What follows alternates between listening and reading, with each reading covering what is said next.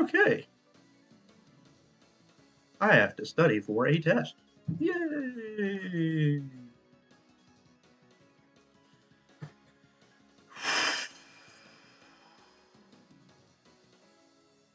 I am still sick.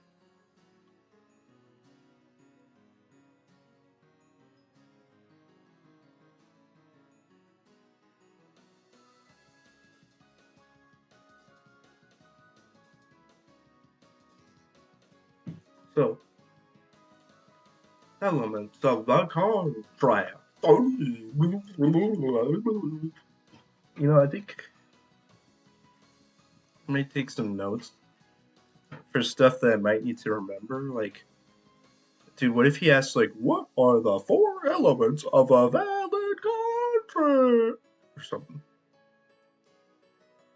Yeah, I think we might want to, like, memorize, like, a list, that stuff, those types of lists. So, we're going to have study for advanced account, advanced law test, unit 2. So we kind of probably want to know this right here.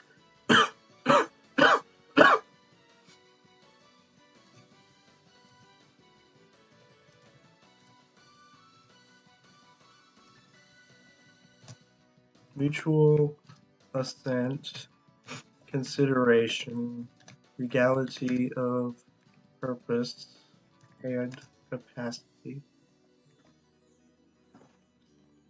So save that there. Mutual assent, consideration, legality of purpose, capacity. And oh, never mind, wrong chapter. Parole evidence, conditions. I mean, what order is this in? Conditions, good faith and fair dealing. Apple conspire with publishers to fix prices and shut out Amazon. Bilateral versus unilateral. I remember being confused by that concept. Statute of frauds. What are the rules on intoxication? Okay.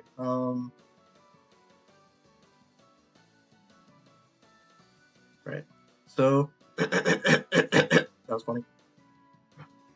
6 and 7 is the only ones where I actually have to kind of go into the details like this because for all the other ones I have outlines written for them, so it'll be a little easier. So, capacity, I know what that is. Okay, now the contract can be either valid, void, voidable, or unenforceable. Now, it's a little bit of a weird thing. The difference between voidable and unenforceable is a little bit hard, but that's funny. I think I got it because it's voidable. The parties have the option to void it. Unenforceable, the court cannot enforce the contract. I mean, that's pretty clear difference right there. Right. So valid contract, void. Our agreement lacks one of the required elements or has not been formed in conformance with the law from the outset. Contract is void. Voidable. Law gives one or more parties. Oh, I almost forgot to put in nasal spray. Good thing I just noticed that. Okay. I wonder if the nasal spray has been helping me not have a runny nose this whole time. I don't know. Because I haven't had a runny nose even though I've been sick.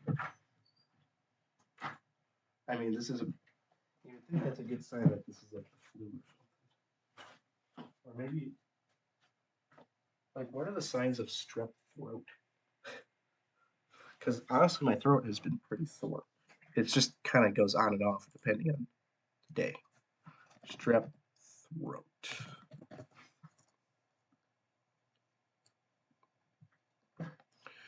Symptoms and causes. Where's the symptoms? What the heck? Where is it? Hello? Okay. So, symptoms, we have throat pain. I don't know about that. It didn't come on quickly. I don't think I have strep throat. I think I just have a flu because I had a fever first, and the sore throat kind of came after the fever.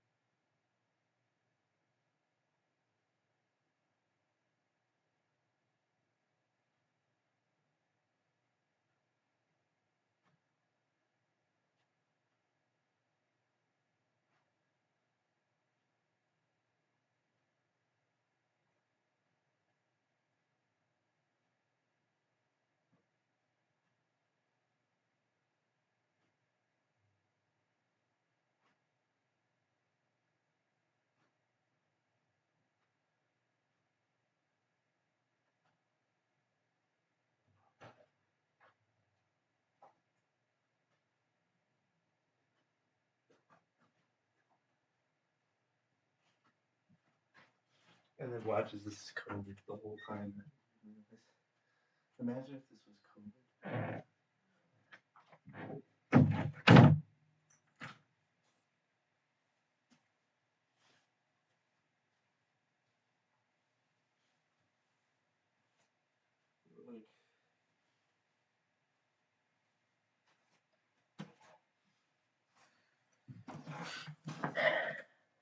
Like, anyway, so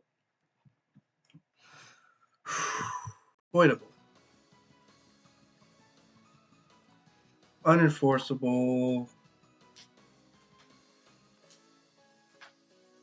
Okay, right. So, valid contract has the four basic requirements: mutual assent, consideration, legality of purpose, and capacity. The status of the four essential contract elements will determine if the contract is valid, void, voidable, or unenforceable. So, types of contracts: unilateral versus bilateral. Now, this is confusing. I was confused by this. Bilateral contract. A contract.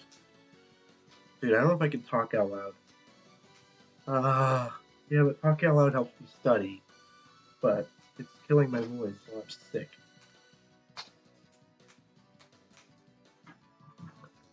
Contract where legal detriment is incurred through mutual promises the parties make to each other. And by unilateral.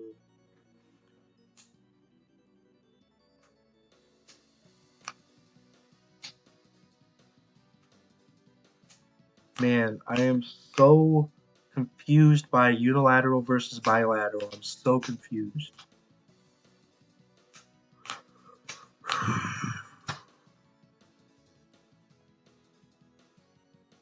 Maybe I'll just study the definitions of them or something.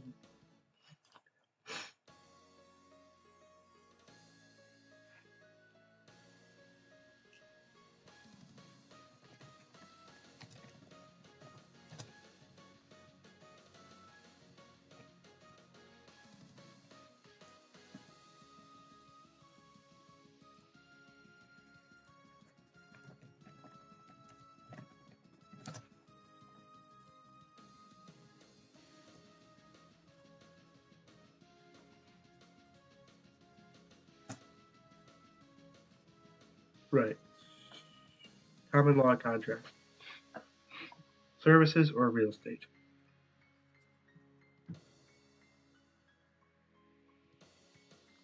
UCC. Sale of goods. Explicit. Statute of frauds.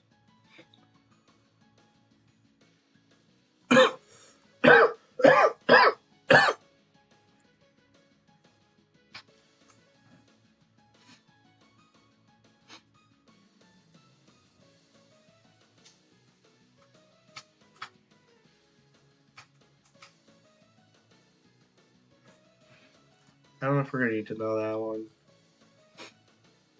What do we got in our notes here? I didn't write very much notes at the beginning of the course, unfortunately.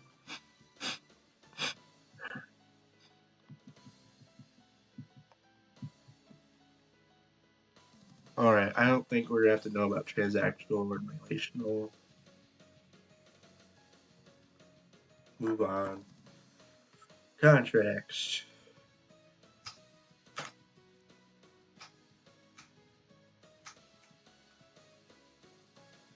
And I have about 2 hours to study here.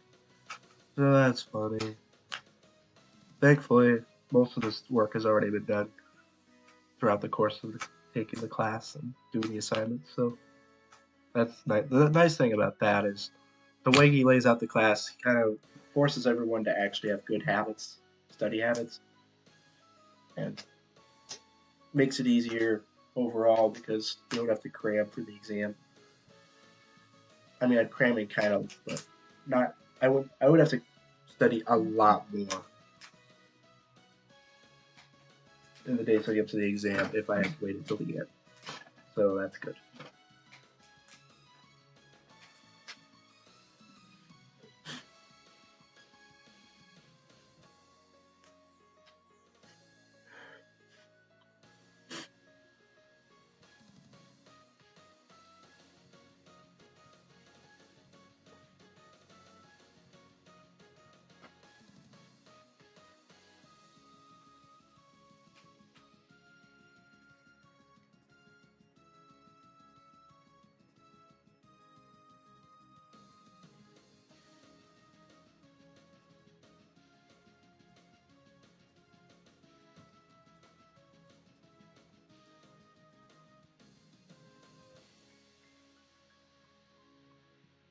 Oh, there's no way we're gonna need to know any of this crap.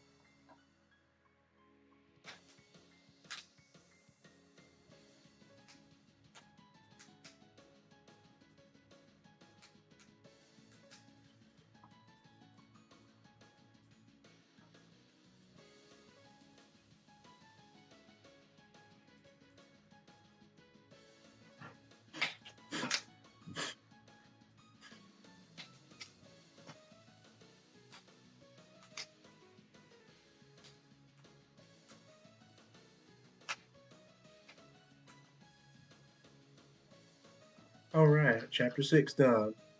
Chapter 7. Mutual assent, agreement, and consideration. Mutual assent.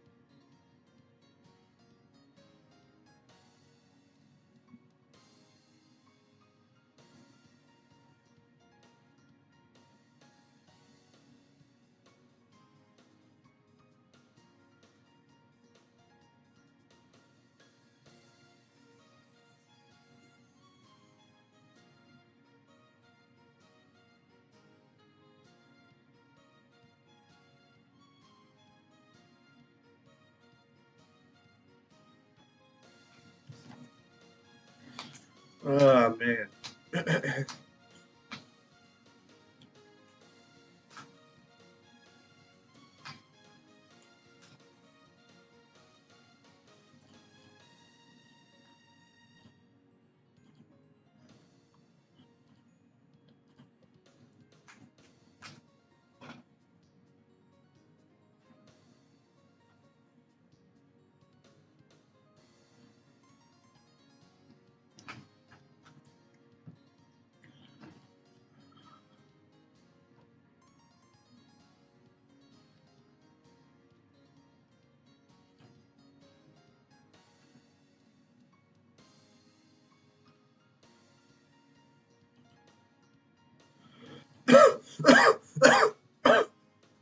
Dang it.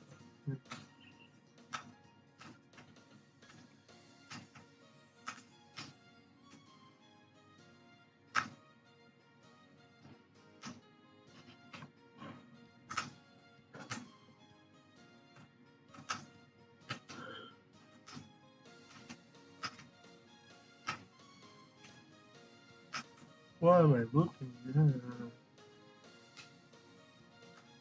Why did we talk about everything out of order?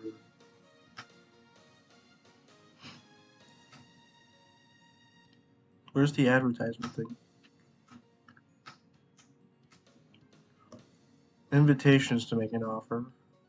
Specific enough to form a unilateral contract.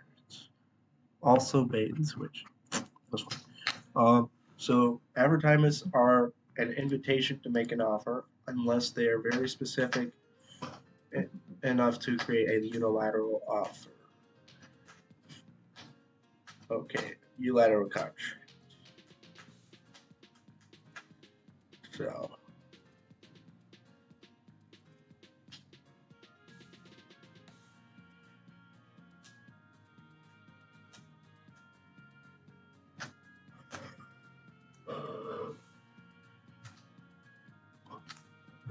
So right. There you go. That's one. Take the word on. The offer. Blah blah blah blah blah blah.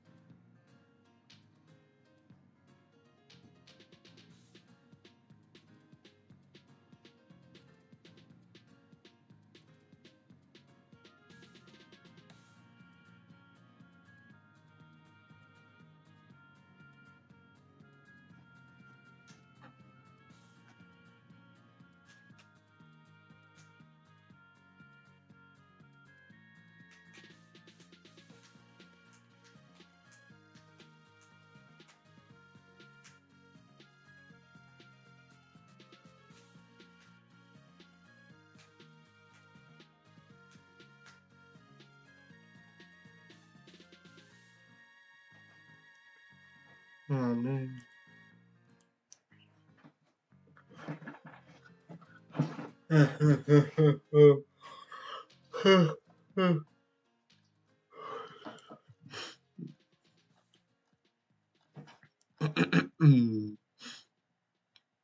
An offer may terminate either by revocation. Offer revokes the offerer, withdraws.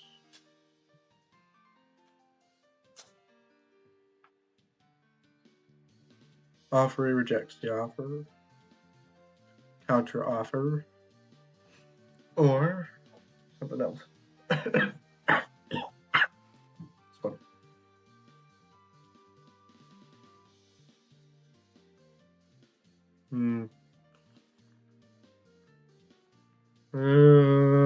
It's too much information.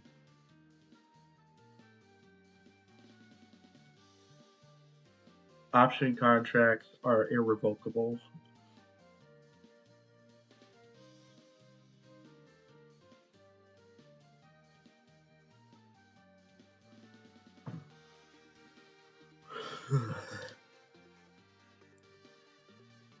Firm offers are also irrevocable.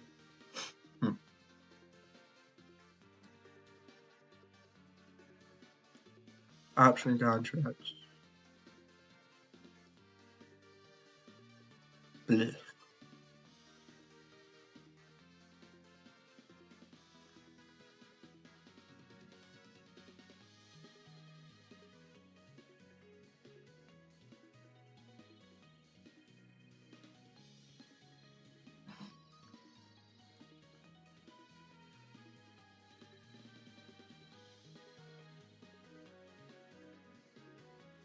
I know about the mirror image. Rule. Operation of law. Lapse of time.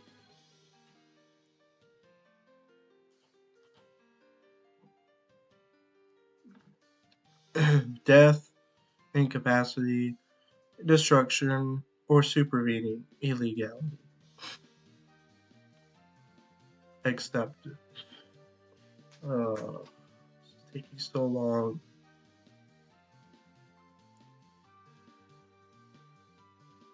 I might be able to get away with not studying for this test because I've already studied all this material twice pretty much, like, which is pretty interesting.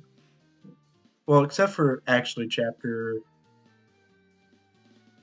6 and 7, weirdly enough. I guess I didn't study them twice, but all those other chapters I read the chapter and then I skimmed over it and created an outline, which was in itself a bit of studying as well. So I could get away with not studying, but I'm trying to not fail here. That was funny.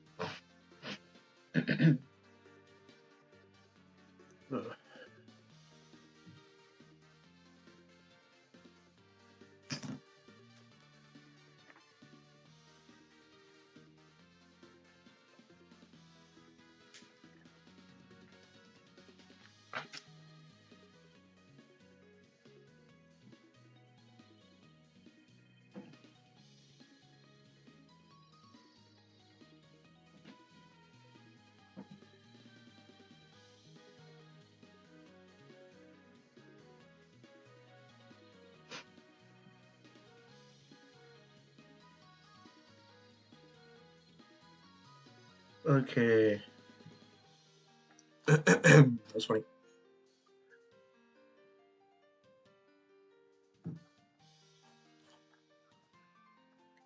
Mailbox. Dispatch of the acceptance via a commercially reasonable means, not when the acceptance is received. Okay.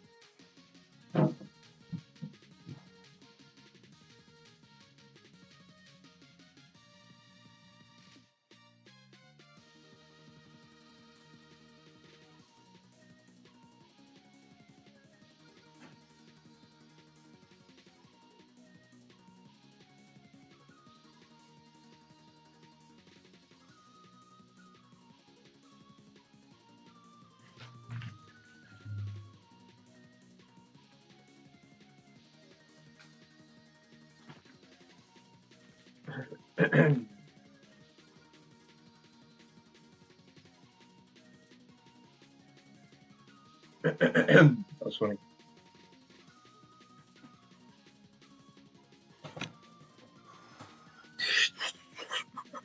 That was funny.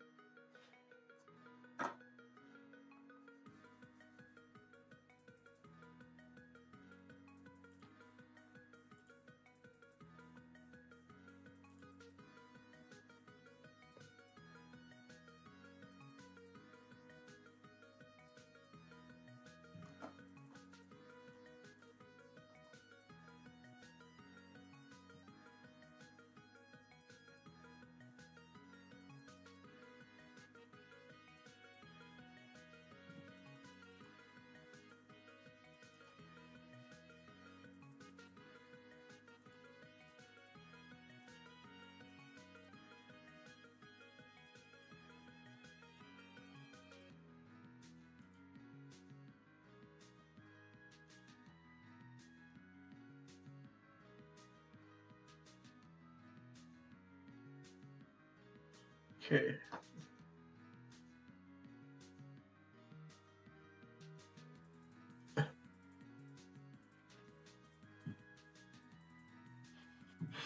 Okay.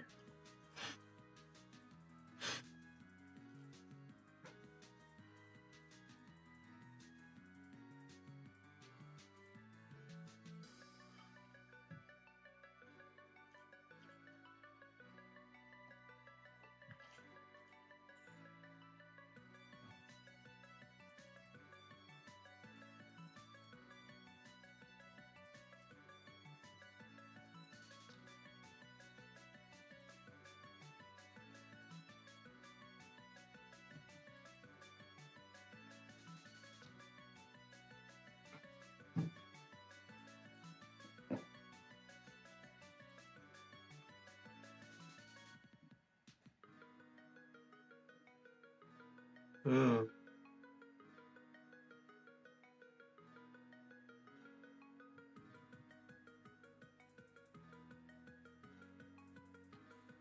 Boy.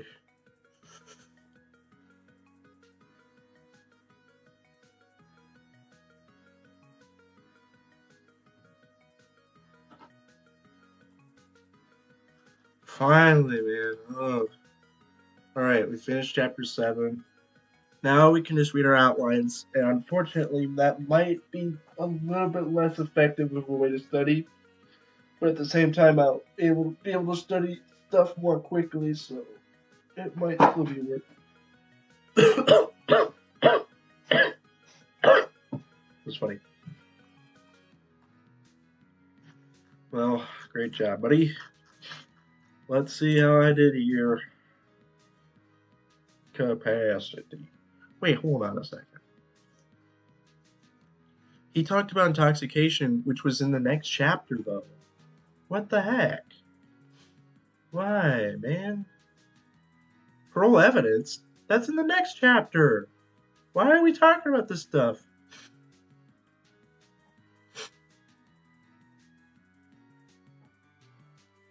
Wait, memorize the chart? Which chart? 7.1? Oh, come on! You're making me memorize a stupid chart. What? Where's this? Where's the stupid chart? 6.1. Oh, really? Oh, really? You're making me memorize this crap? Gotta be kidding me, dude.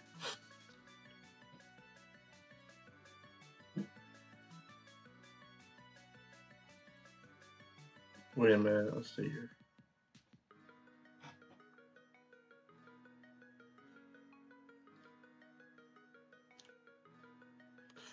Fine, dude. Okay, we're gonna say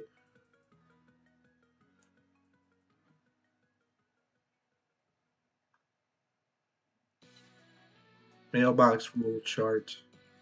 Crap.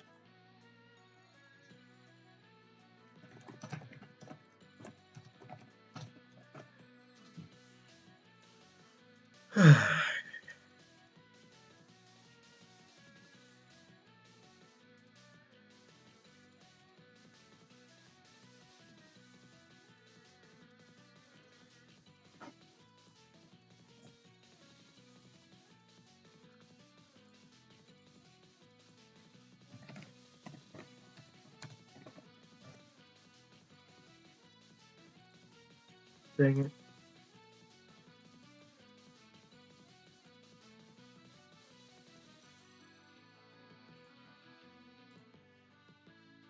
So, and then intoxication, parole evidence,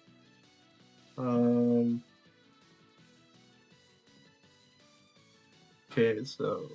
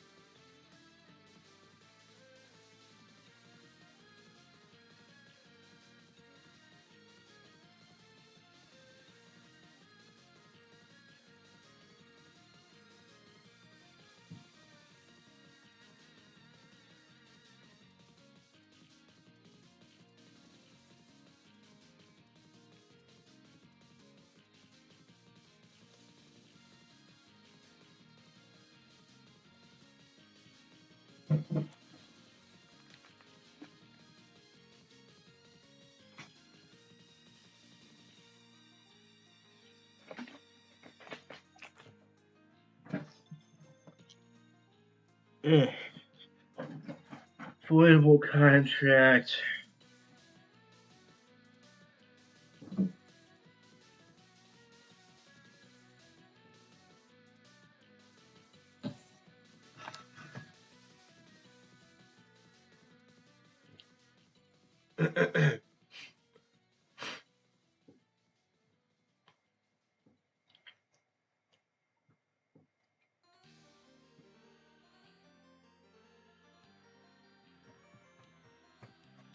Nice job.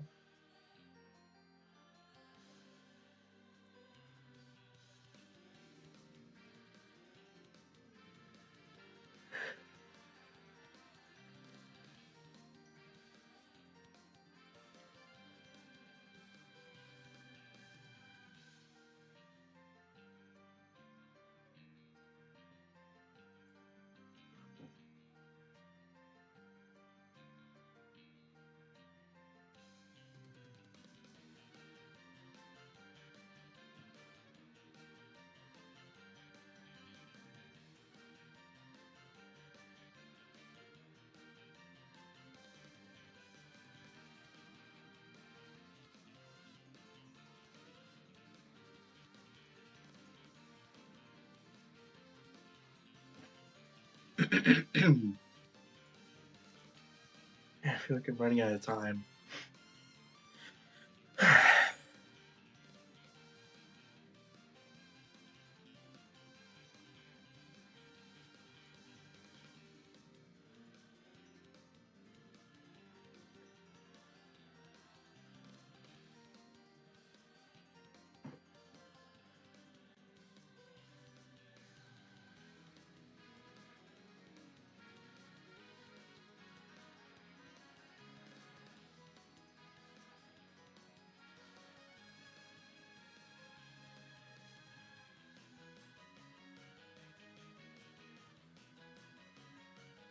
What? The sentence doesn't make any sense.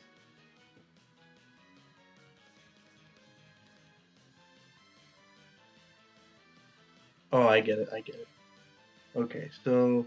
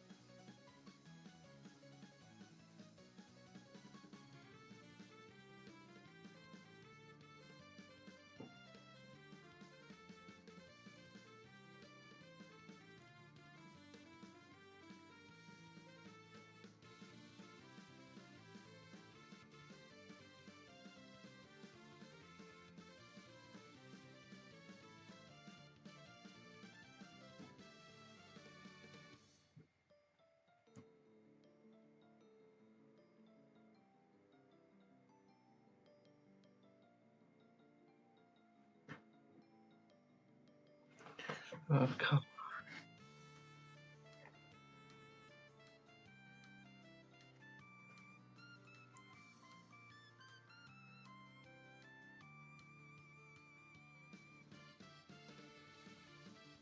And then watches we don't even have a test today.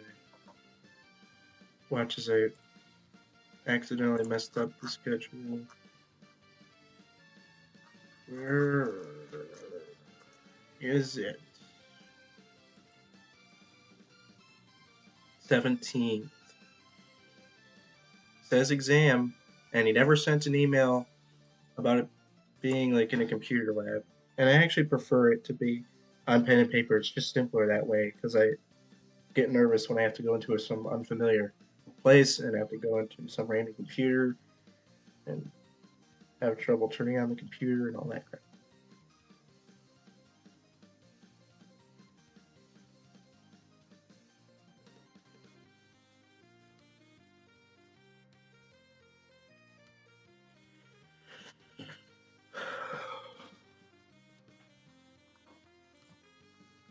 It's just that my 2 tests that I took, when are they ever going to update the grades?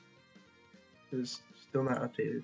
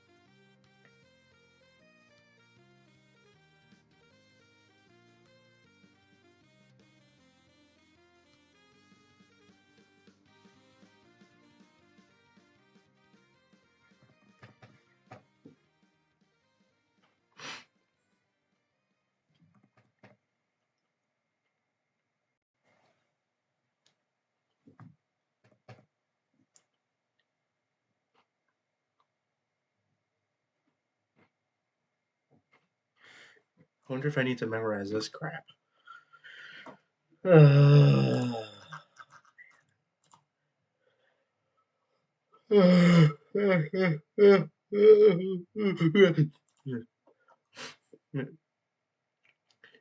Nociception. That's funny. Is nociception a real word?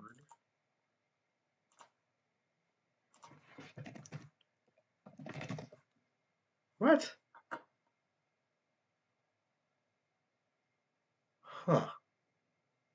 Weird. It is a real word. It's the sensory nervous system's process of encoding noxious stimuli? Huh. I had no idea that was a word. I thought they made it up. That's weird. Is that even how you pronounce it? Nociception? Or is it something else? Wait, hold on. I need to see the pronunciation here.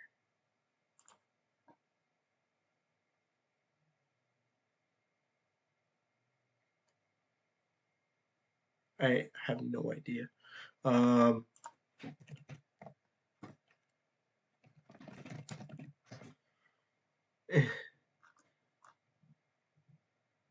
Maybe Merriam-Webster. Nociception. Nociception. Oh, okay. Nociception. It's actually pronounced nociception. So I've been saying it wrong the whole time. Crap. Nociception. Are you kidding me, dude? What? You just did three different pronunciations at once.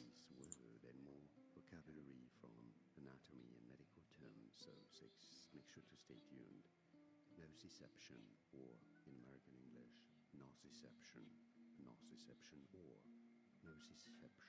They say nociception or nociception is correct. That's weird. Huh. Well, sure, whatever. Maybe it wasn't wrong to say nociception. Anyways, shut up. Oh, wait. I'm looking at the wrong one. Supposed to look at this one. So, starting on this. Stop. Just play it, dang it.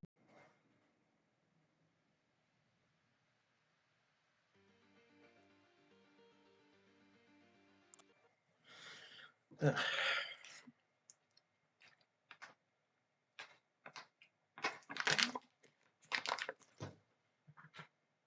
Ugh.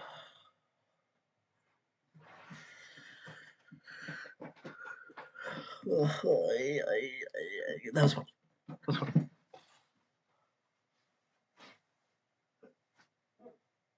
Oh, wow. Stretch.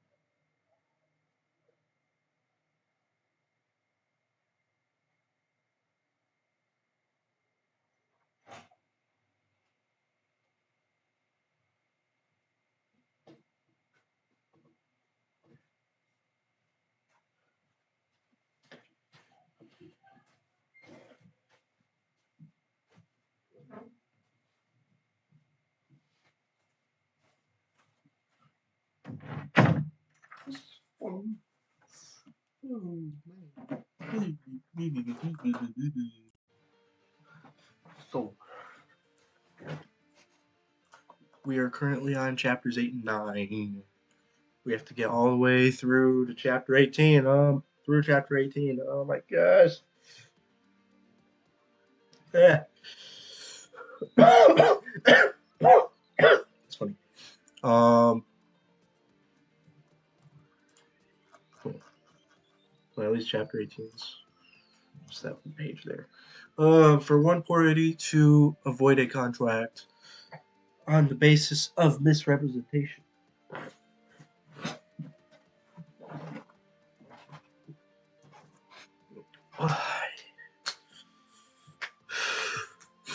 For one party to avoid a contract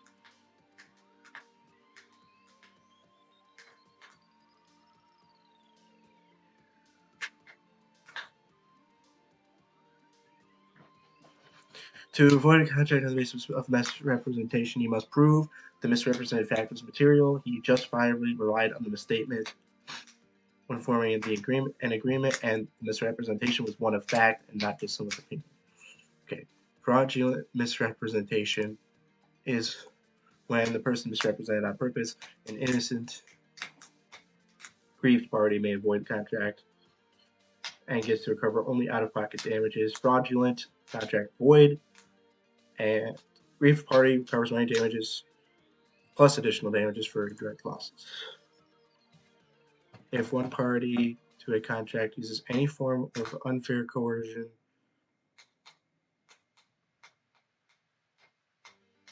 so duress. The three categories of duress are violence, threats of a violent act, economic threats, and threats of extortion.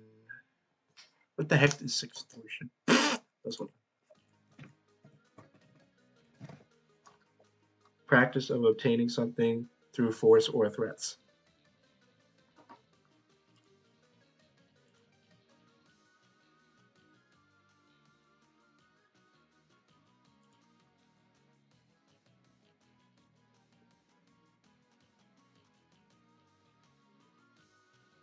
This is one where it's a subjective thing. The threatened party must only prove that they felt threatened. They don't have to prove that a reasonable person would feel threatened. So, duress, okay, undue influence legally to a party who was induced to enter into a contract. I like this song. That was funny.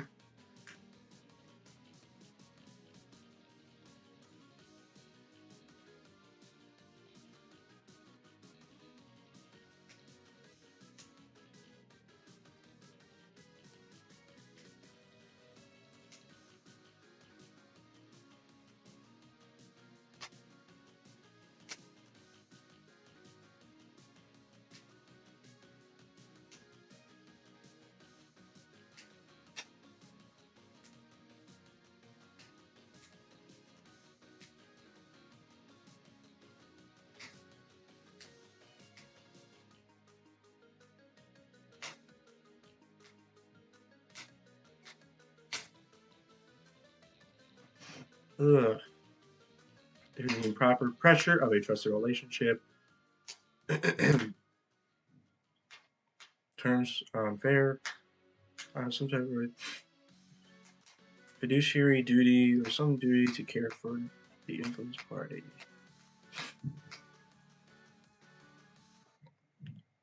No! Never mind. I thought I pushed the wrong button. Well, I did, but it wasn't that bad of a button to push. It was just the pause button. So. Unconscionability. Statute of frauds. I don't know why I find the word fraud so funny. For some reason, the sound of the word fraud is... I just don't get it.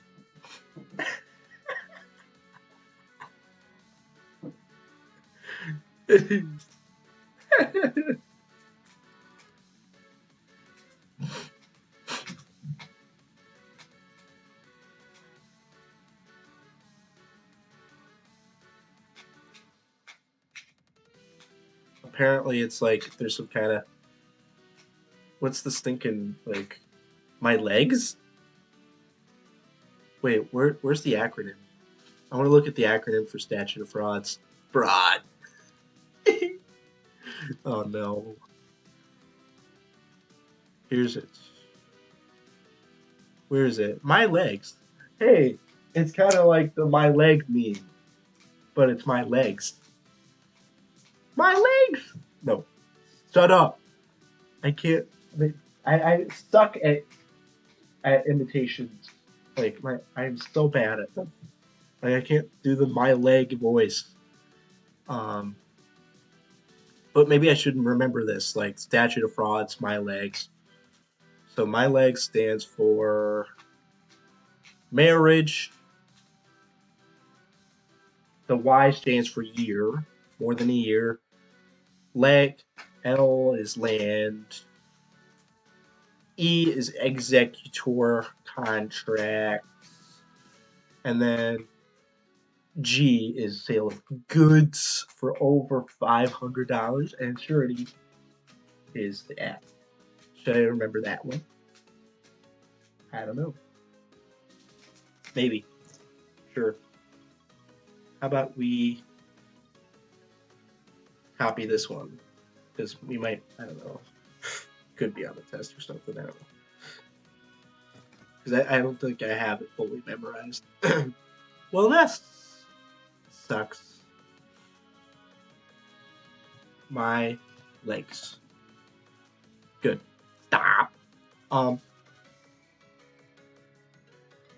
Parole evidence states that any writing intended by the parties to be the final expression of their agreement may not be contradicted by any oral or written agreements made prior to the writing. Wait, what? Wait. Yeah, but what if they like adjusted the terms of their contract over time? What if they negotiated? That's the thing about this.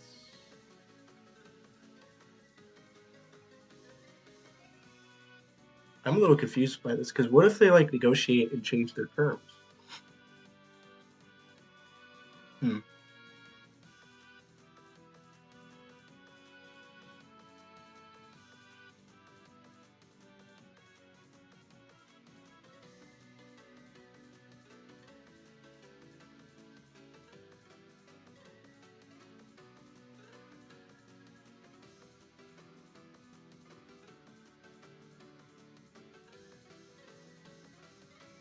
Did I not include the ambiguous terms stuff?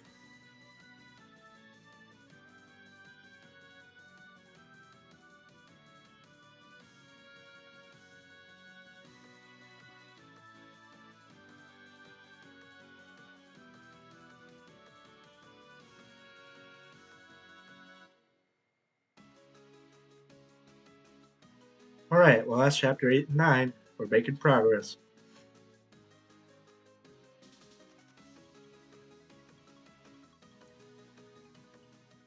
Man, I really underrated the soundtrack when I listened to it at first, because like, never mind. I guess half of them suck. That was funny. I think it's because like half of them are good and half of them are just meh. All right, we only have only 5 left. Only 5. No, it's not even 5. It's 5 outlines. That means I have 9 chapters left to study. Oh man.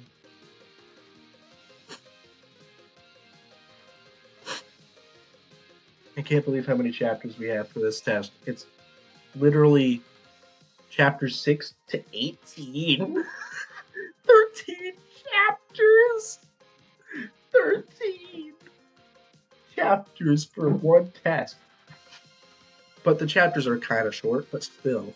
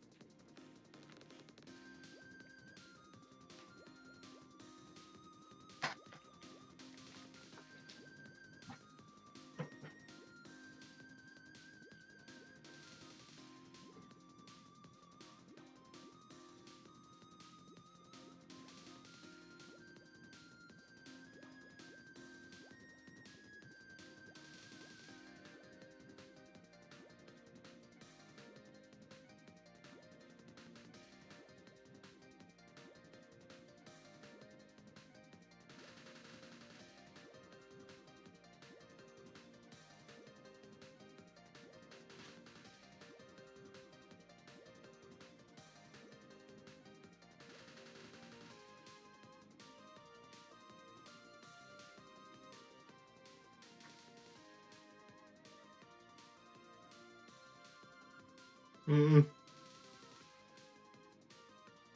Mm. What does the word rescission mean?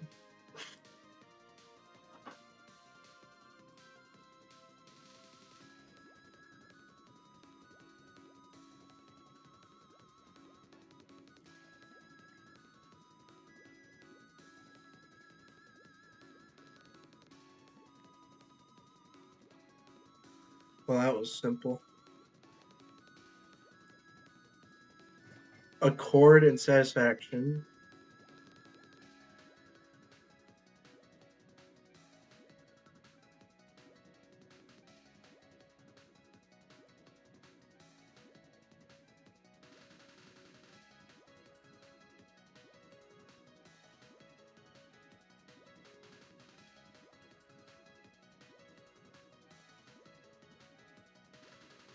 Man, this is kind of a confusing concept.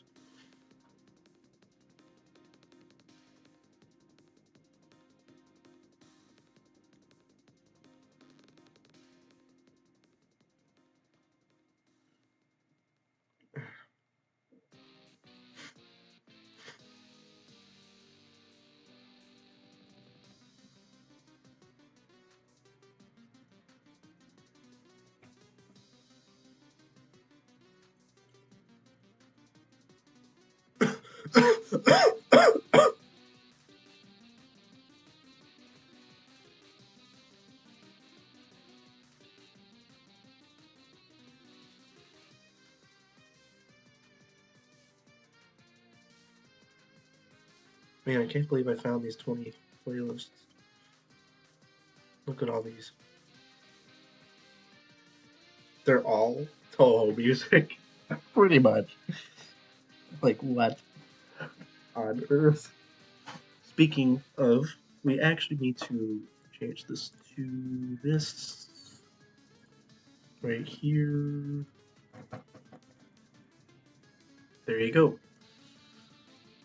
So, that's fun. I'm on the last CD. I'm currently listening to this.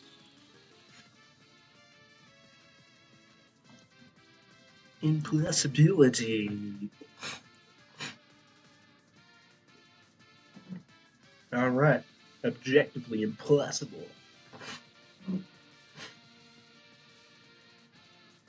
So, destruction of the subject matter, death or incapacitation of one of the parties. Means of performance contemplated in the contract cannot be performed. Performance of the obligation has become illegal. Force majeure.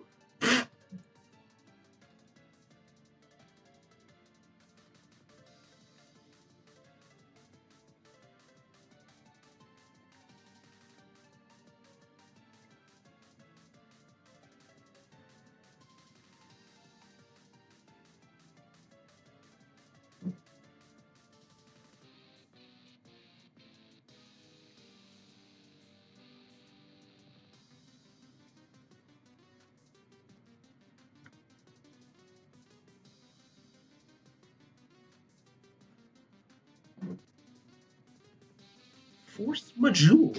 Ooh. Riots, threats of terrorism, fires, earthquakes, wars, and embargoes. Oh boy. Impracticability.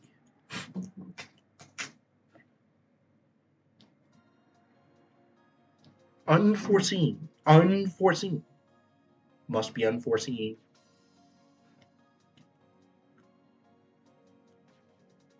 I wonder if impracticability also has to be extreme. I remember that was a requirement for something. Dang it. Right, let's see. We got, yes, it does say extreme, so remember that. Impracticability, well, that's for impracticability. Yeah. Yep. So,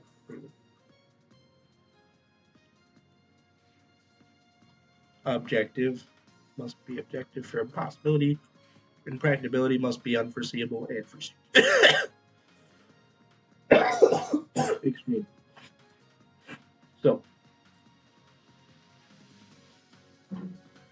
was funny.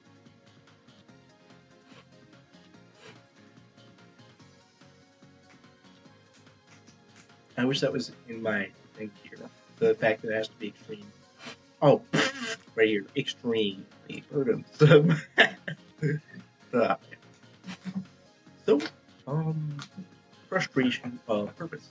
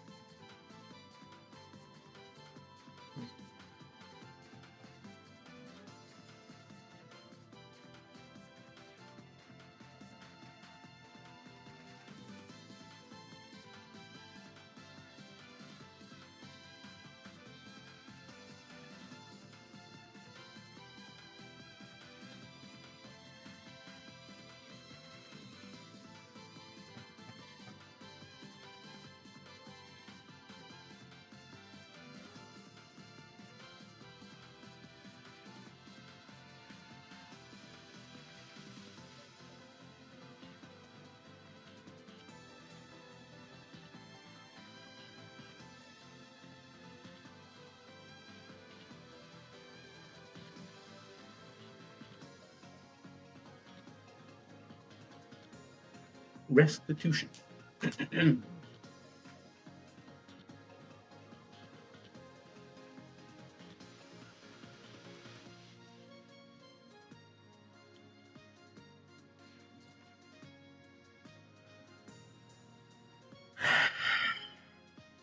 I was a little bit confused by this concept.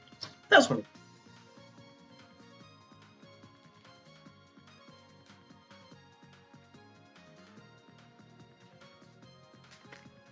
I feel like I'm not getting through this fast enough because I still have so much to go here.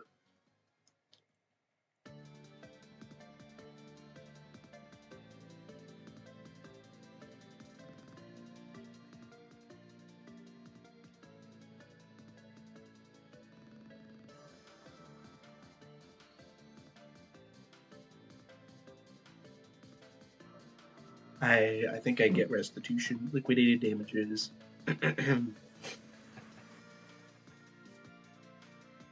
Oh, thank goodness. This is the end here.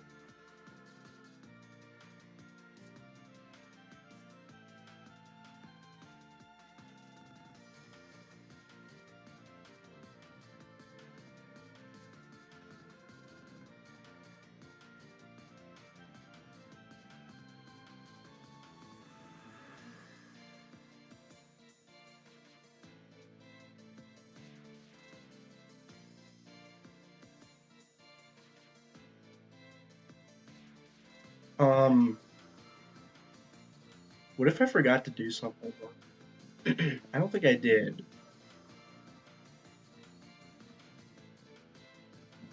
Where's the 21 to 22 outline?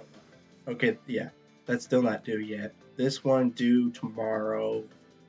18, I already completed that one, so yeah, I'm not behind.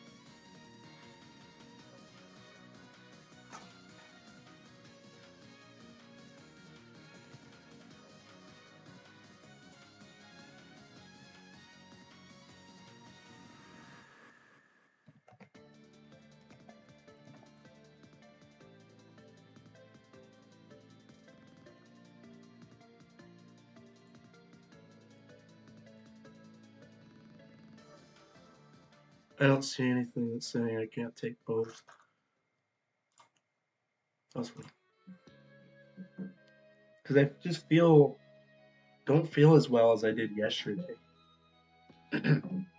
I purposely didn't take ibuprofen today, but I wonder if that was what was helping me so much yesterday. That was funny.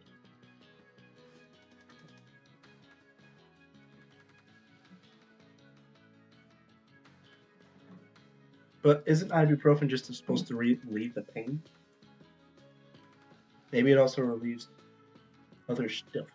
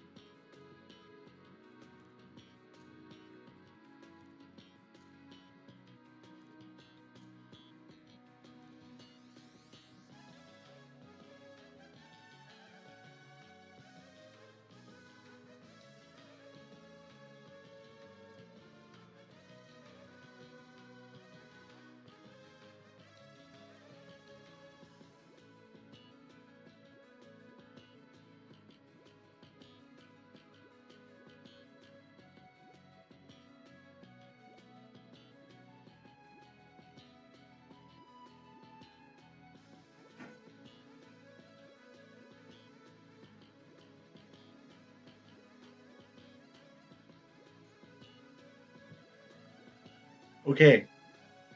I mean, we're making progress, but like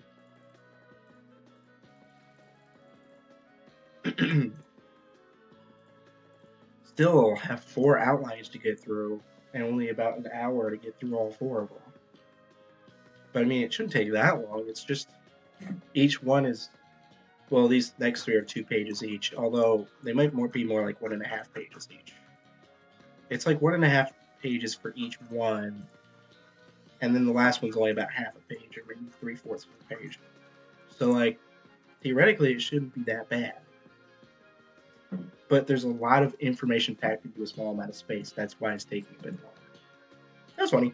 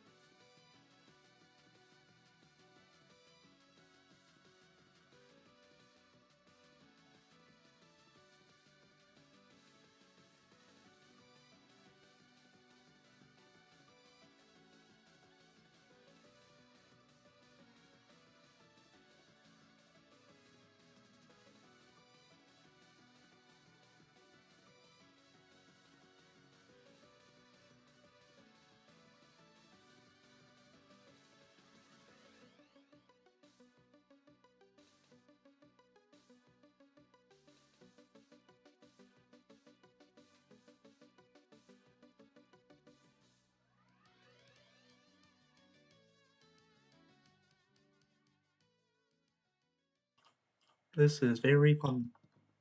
I'm running out of time. When do I have to get ready to go? I probably want to leave at 9:45, so I can. Yes.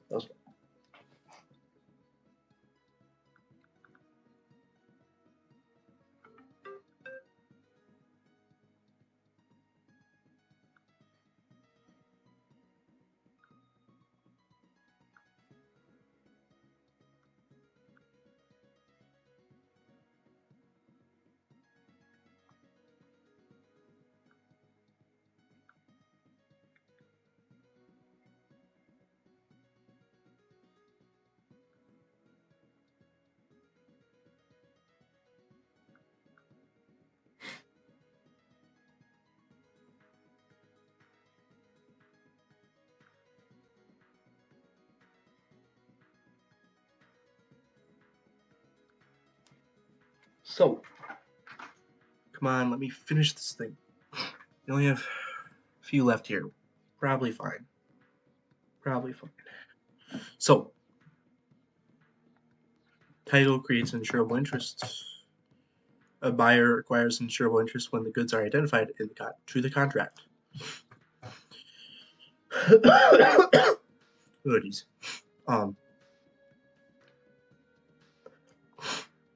Drink more water.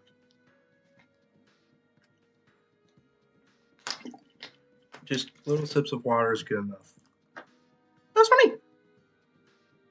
What was I doing here? I have some stuff I want to look over after all I'm done. Man, I hope this is going to be good enough for this test to just have my outlines. In the future, I need to make sure all my outlines are very useful for studying for the test. That's funny. Anyways, because honestly, these outlines were kind of made more.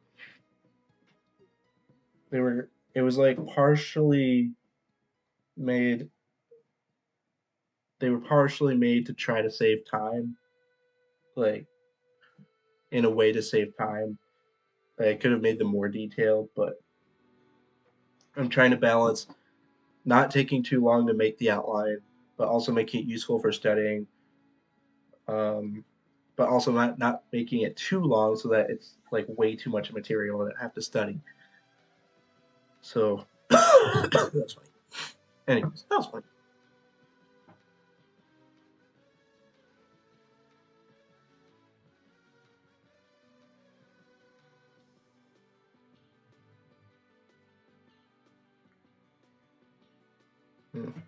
That's funny.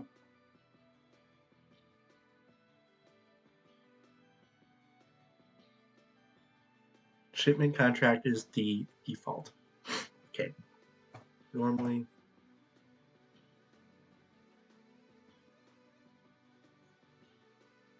Okay.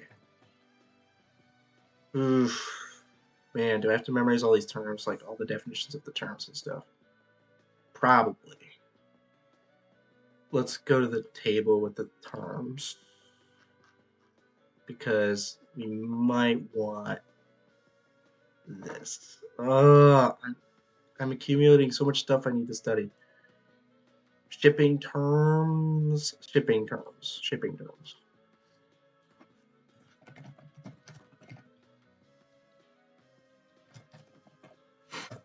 So, that's funny. Please do not let me fail that test.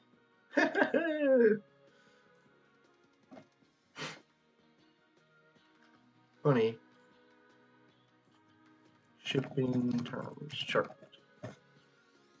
And then watches I didn't even save the stuff. Looks like I saved it. That's funny. So, we got that. We have free on board, place of shipment, free on board, place of destination, cost, insurance and freight, cost and freight. So, that's funny. The UCC provides the parties with maximum flexibility on how they carry out their obligations. Good faith, precision, honesty, and fact in the conduct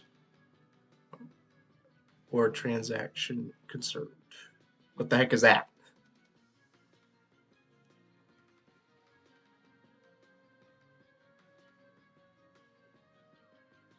Merchants have duty to act in a commercially reasonable manner.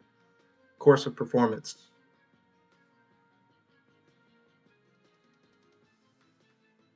The difference between course of performance, course of dealing, and usage of trade.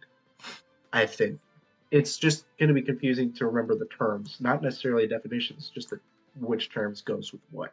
So I'm going to save those. 20.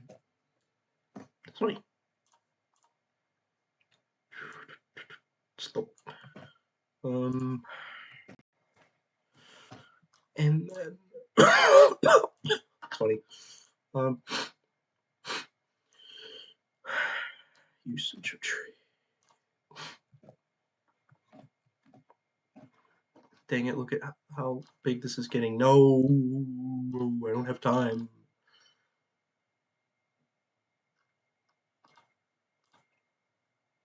That was a pretty good soundtrack. A few mediocre ones, but a lot of good ones. That was funny. So, how about this? I think this might be my least favorite soundtrack that I'm listening to lately. This one sucks. Oh well. Who knows? Maybe I'll like it after a million more listens, but probably not. I mean, not too bad of a start.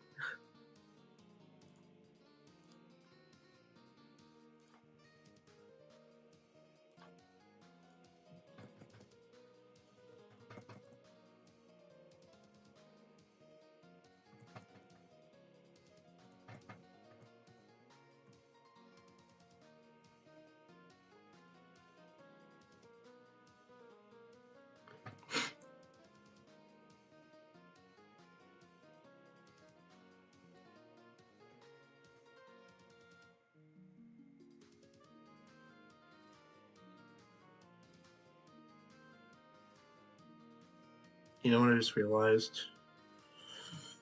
I just realized I probably have to memorize another chart. Wait, what? I guess we're going on to 15 already. Where's the thing?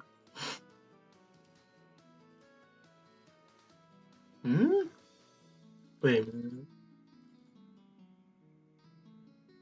Hold up. Where's the chapters I'm thinking of right now? Where there's a chart. I can't remember which one that is. It wasn't chapter 15? I guess. Maybe not. Yeah. Huh. Crap. I'm confused. Where's the charts? I remember there were charts and stuff, but I must be thinking of a different chapter. This is a different chapter that we're thinking of here. Crap! Man, I need to get all this stuff confused. There's so many chapters.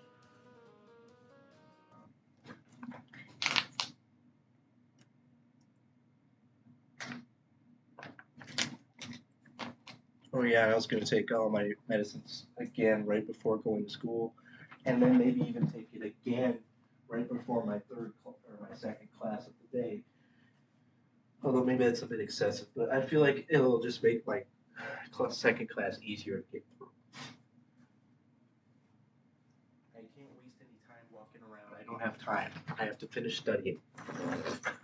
And I have so little time. I got up at 4:30, and I still have little time.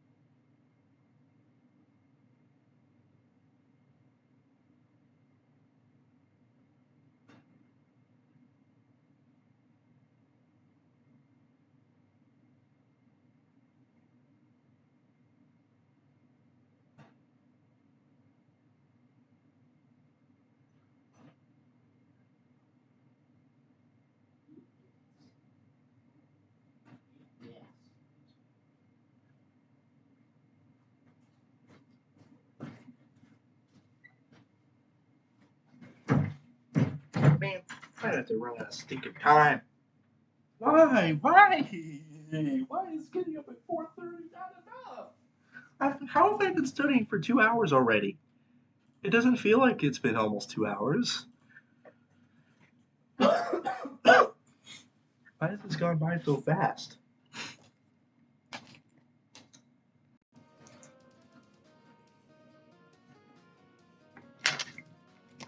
I'm probably have to bring water with me to make sure I'm not coughing all the time. But maybe the medicines will be enough.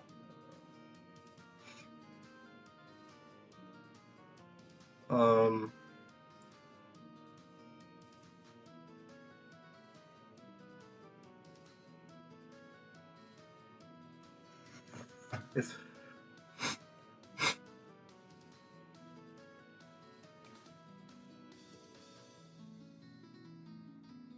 right to cure is a thing.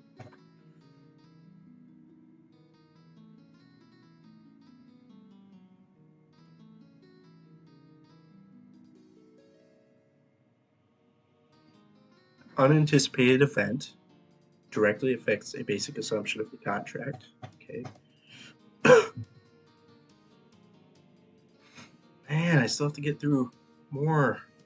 So much more stuff.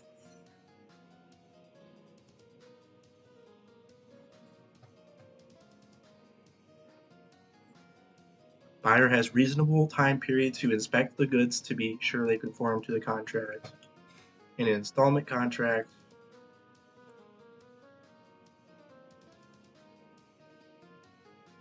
like I might have to save some stuff to my phone to like study it before while I'm waiting before class or something. Like, man. In an installment contract, each lot must be accepted and paid for separately.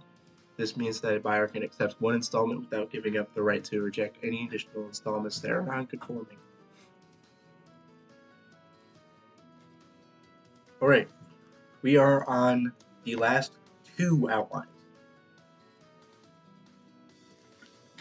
And the second outline is not even a full page long.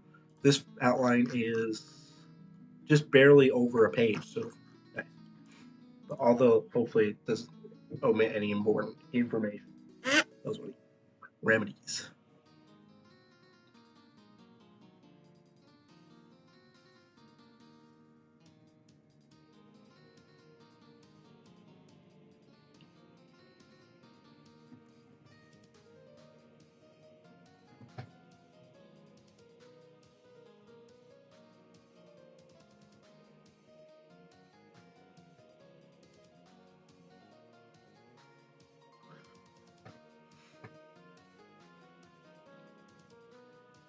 The contract's effective date, the scheduled delivery date,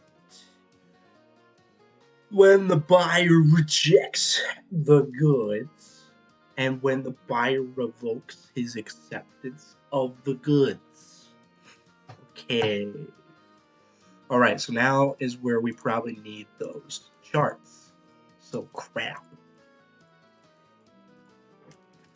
Where are the charts? Oh, so giant, man. Oh, so big.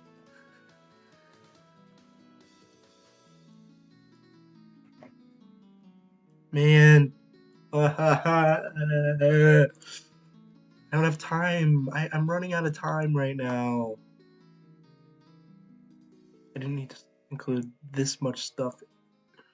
Okay, sellers stuffs. That was funny. Sellers stuffs.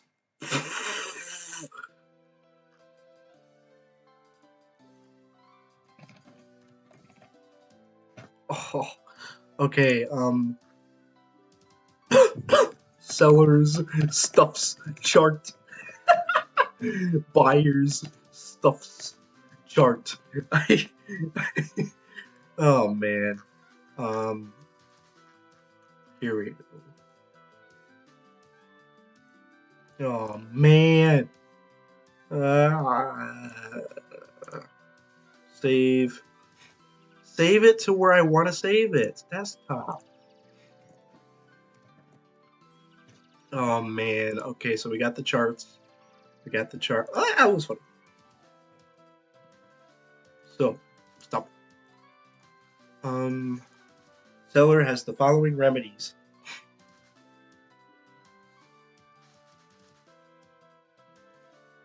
Cancel contract. Stop delivery. Resell goods. Collect for the purchase price.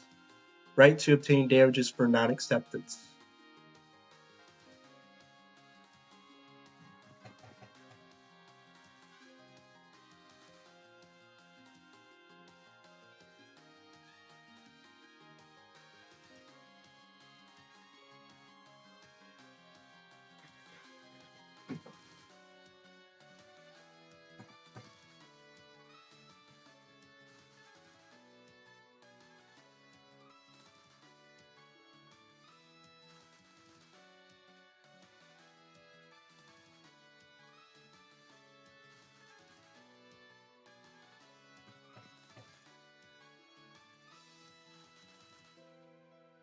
Right to cancel the contract, right to recover payments, right to cover, buyer cover. I think that means they. I have to look that up. A remedy offered to a buyer to cancel the contract and purchase substitute goods from another vendor. Right to sue for non-delivery damages. Right to sue for specific performance.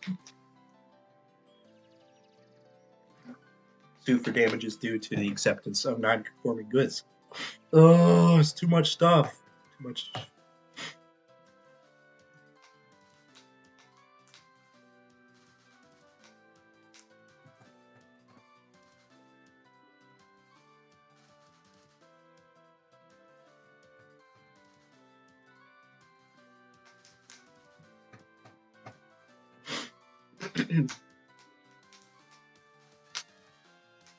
Dude, the lease chapter is so short. What the heck? Lease. How does lease have anything to do with the previous chapter we read? Nothing.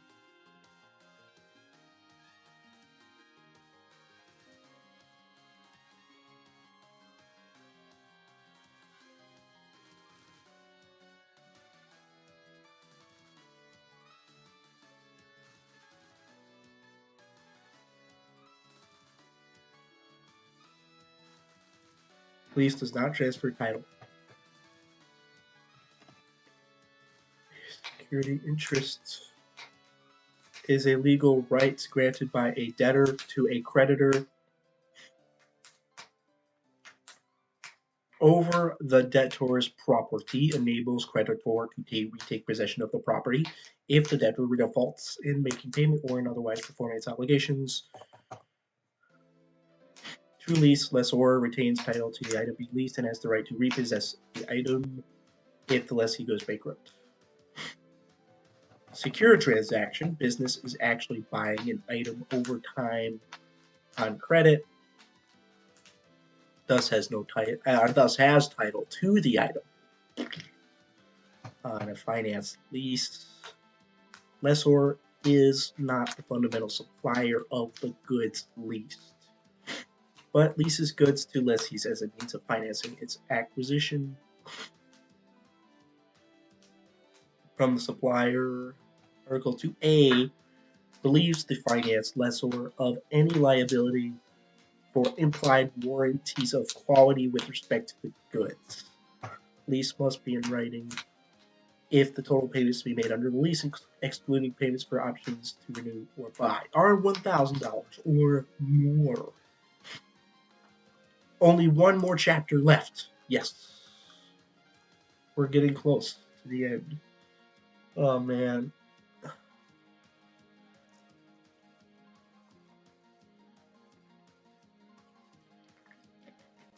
Maybe what I'll do is like, can I put some of the stuff on my phone and then study it like right before I go in there or something?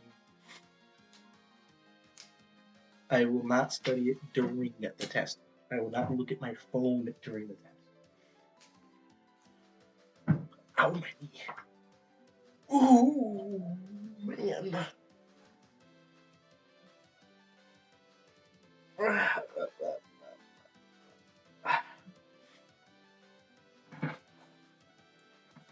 Is there a clock in our room that I can look at to see how much time we have left?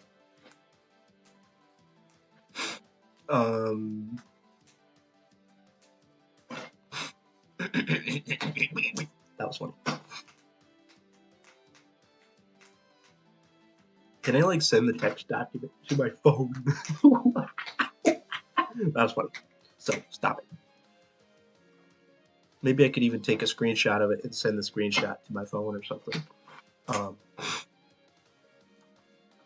Dang it.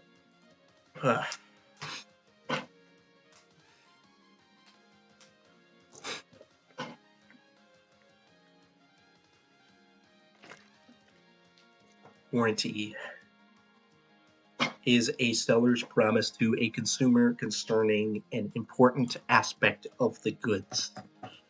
Express warranty is a warranty in which the seller makes a promise regarding the goods or a representation of fact about the goods. An implied warranty is a warranty automatically imposed by law on the seller for every sales contract. Factual statements create express warranties, whereas puffery does not create express warranties. The UCC implied warranties include the warranties of title and non-infringement, merchantability, and fitness for a particular purpose. I probably need to look that up.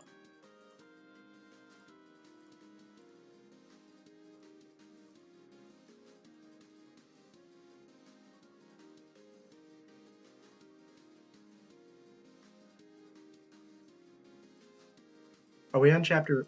We're on the wrong chapter, man. Where's the things?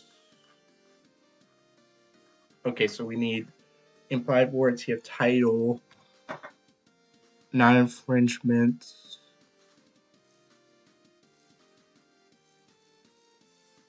Okay,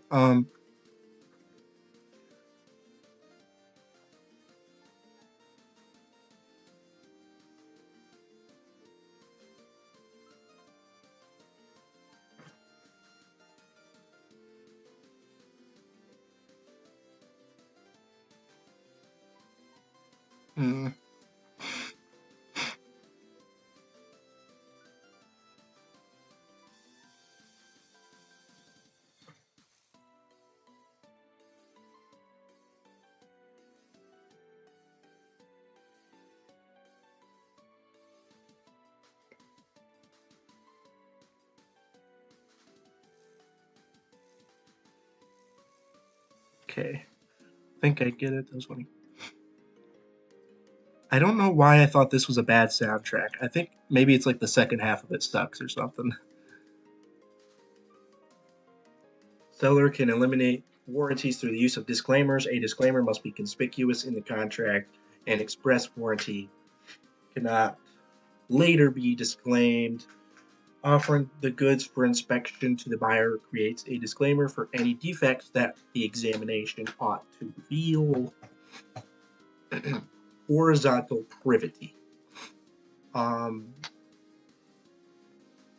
Okay, so here's horizontal privity. It's either extends warranty to anyone in the buyer's household and their guests, or any person who may be reasonably expected to use, consume, or be injured by the goods, depending on which option the state adopts. Buyer must give notice to the seller of a breach of warranty within a reasonable time after the breach is discovered. The Magnuson-Moss Act. Dude, what if he's like, which act is blah blah blah blah blah? Which act is that? The Magnuson-Moss Act. Like, what if we have to actually memorize the name of that thing? We probably do. So the Magnuson-Moss Act. Let me just get like a summary of what it is.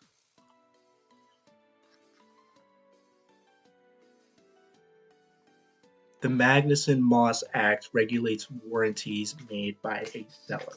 I think that's what the fact that I want to memorize here, because it's just the name of the act that I'm probably going to forget, not exactly what it's about.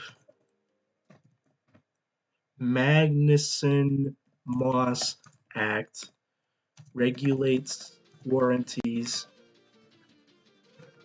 made by a seller. So, Magnuson-Moss Act applies to a merchant consumer transaction. Dang it.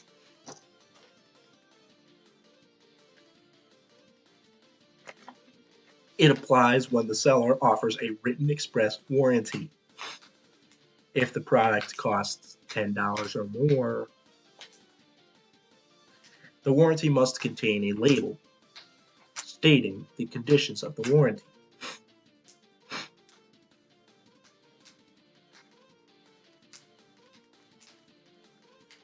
Sellers carrying a full warranty label must honor a repair or replacement promise for defects. A full warranty must include a term of duration. Warranties must be written conspicuously and in plain and clear language and be specific to the object of the warranty. The seller may not disclaim any implied warranties.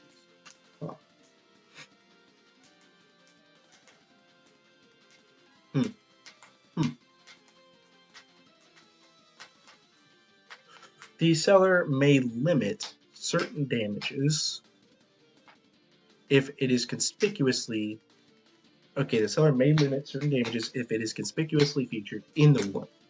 And there we go. We have finished. The only thing we need to do now is review the stuff that I've put in my notepad here. Unfortunately, there's a lot of stuff. Dang it. And there's some charts I have to review too. Man, like charts for test or something like that. Like,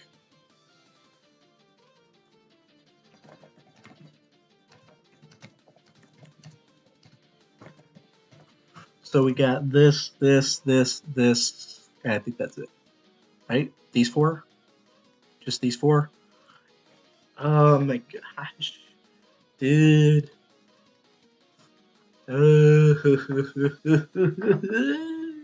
Alright. So, first of all, we will study what I have written here. So, a valid contract has 4 basic required elements. Dang, I have to memorize the 4 elements?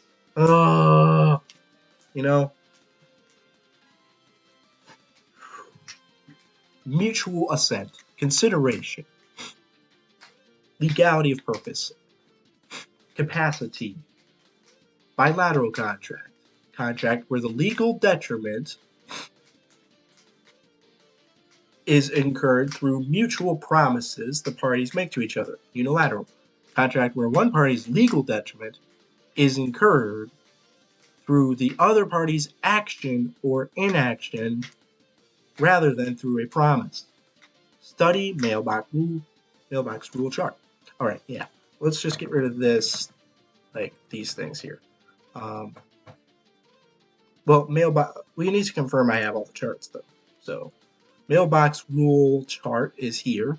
Good. Imagine if I didn't get it. Types of contracts that that fall under the statute of frauds include marriage, contracts for more than a year, contracts for land, executor contracts, contracts for the sale of goods over $500, and surety contracts. I'm not even memorizing what they are. I'm just memorizing the fact that those are the ones that are covered. So, in cases where the parties do not specify when title will pass, following default rules apply. If the goods are to be shipped, title passes to the buyer once the seller meets its obligation to ship the goods as specified in the contract. If the contract does not require shipment, Goods will remain stored, for example, in a warehouse. Title passes when the seller delivers the documents of title to the buyer as required in the contract. If the contract does not require shipping or the delivery of the documents of title, title passes to the buyer when the contract is made effective and the goods are identified in the contract. Shipping terms chart. Shipping terms chart.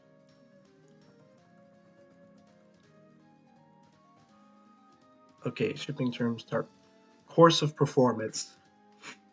Man, I'm running out of time. I have to leave in like 25 minutes. Gosh, man. I gotta save this stuff to my phone so I can like study it right before work, rather than doing it right now. Course of performance.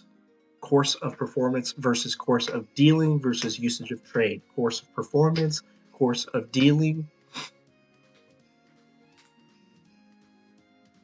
Course of performance is a method to show what the parties intended through their own actions in performing the specific contract in question. Course of dealing refers to how the parties acted in past contracts instead of the specific contract in question. Usage of trade is a method of performance that is specific to a particular trade or industry used to define expectations of the parties engaged in the specific transactions that are common in the industry. Course of performance, course of dealing, usage of trade, seller stuffs, buyer stuffs. That's funny. And then Magnuson-Moss Act regulates warranties made by a seller.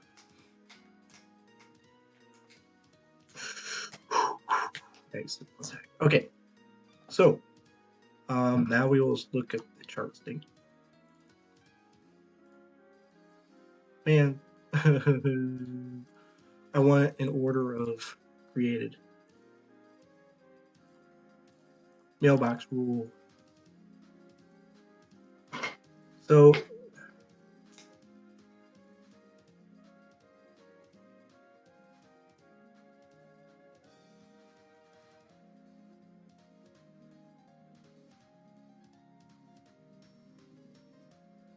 they used if the method of acceptance is specified, used method specified, acceptance effective upon dispatch. Specified, used the slower method. Offer is considered rejected. What the heck? Is considered a counter offer. What? Oh. Okay. And then not specified in the offer, use the same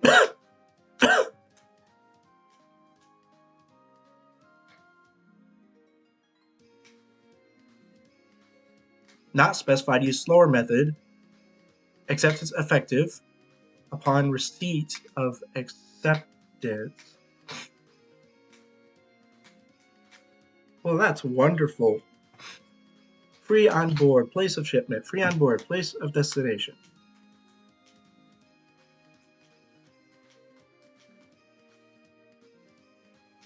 I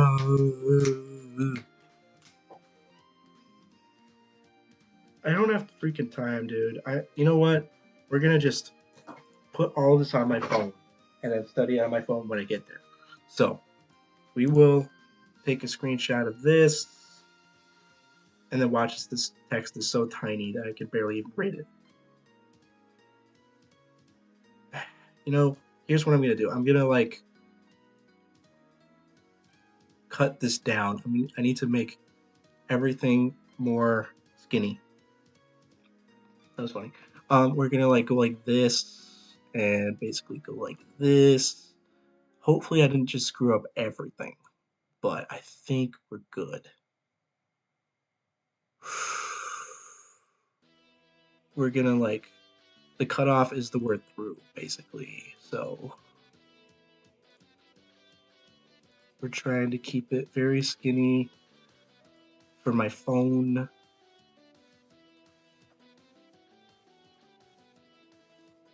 Unfortunately, it might be too long at this point. Well, then we'll just create 2. It's fine. We just need to be skinny. That's the idea. Right. So that might be good enough. Hopefully. Yep, that's all we're doing. We don't even have time to make it better.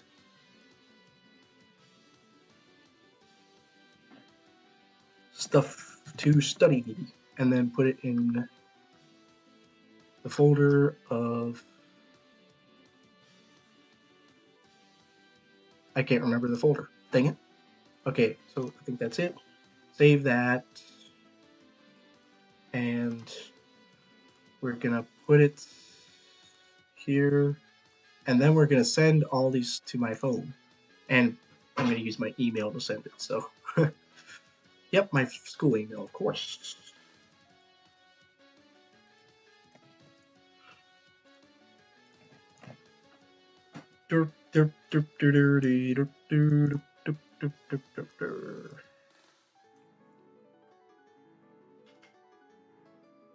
No, I sent it to my actual email.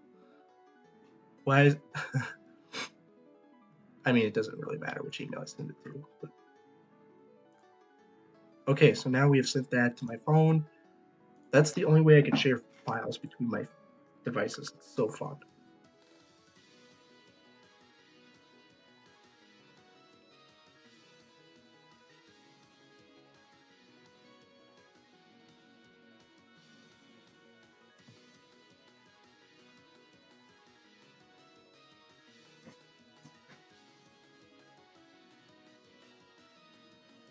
I wish I could just download them all at once. It's such bullcrap. I can't download them all at once.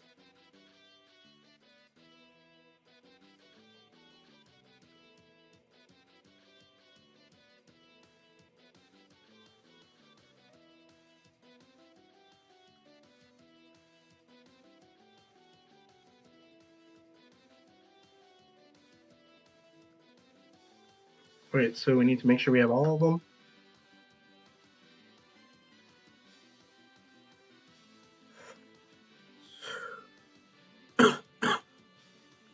We downloaded the mailbox rule, shipping terms, sellers, buyers, stuff. That's fun. So they better have shown up here. And all right, we downloaded all that stuff.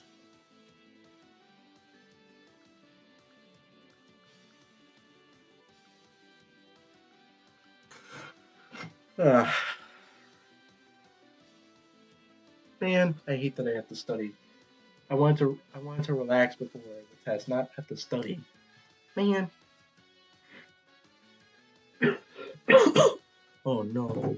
Man, I bet I'm gonna have to go to the bathroom in the middle of the test. Well, then why did I drink water?